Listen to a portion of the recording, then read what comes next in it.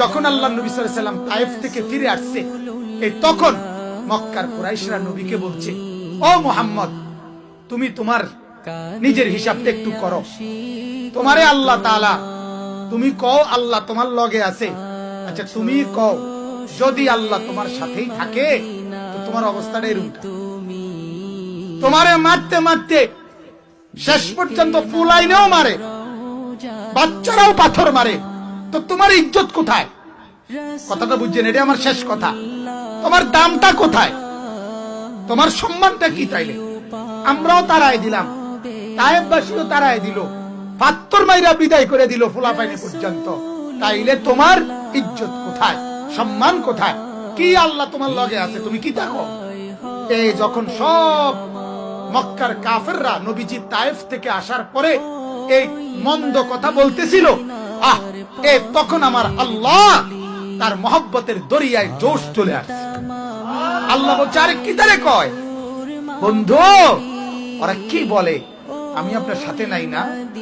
আমি আপনারে বুঝি ইজ্জত দিছি না? না।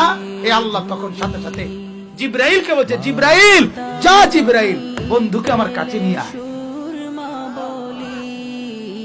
বন্ধুকে আমার কাছে নিয়ে আয়। কাছে বৈশা সঙ্গে রাইখা বন্ধুকে বুঝাবো ইজ্জত কাকে বলে, সম্মান। সুবহানাল্লাহ।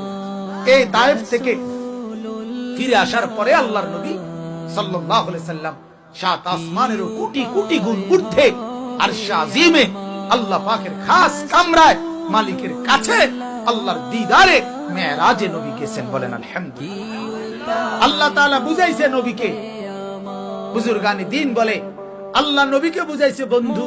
একটা মজার কথা আছে, এটা শুনেন। নবীজি যখন জন্ম নিছে মা আমেনার কোলে প্রথম দিন কিংবা দ্বিতীয় দিন, তাফসীরের মধ্যে আছে নবীজিকে তখন আল্লাহ পাক ফেরেশতাদেরকে দিয়া ফেরেশতা করে বলছে, আল্লাহ আমার বন্ধুকে আমেনার কোল থেকে নিয়ে আসো, উঠে আনো।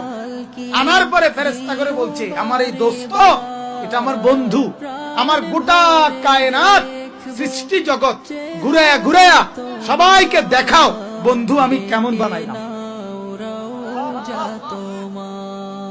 আল্লাহ যেন বলছে ফেরেশতাদেরকে, যা ফেরেশতারা দেখা, তাতুফু বিহি মাশারিকাল আরদি ওয়া মাগারিবাহা, আসমান আর জমিন আমার সৃষ্টিকে দেখাও, ও আকাশ দেখো আল্লাহর বন্ধু কেমন হয়। ছোট বাচ্চাকে মানুষ, ও চাচা আইছে, জ্যাঠা আইছে, নানা আইছে, হেবাড়ির মুরব্বি আইছে, কোলের বাচ্চারা দেখায় না? আল্লাহ বলে বন্ধুকে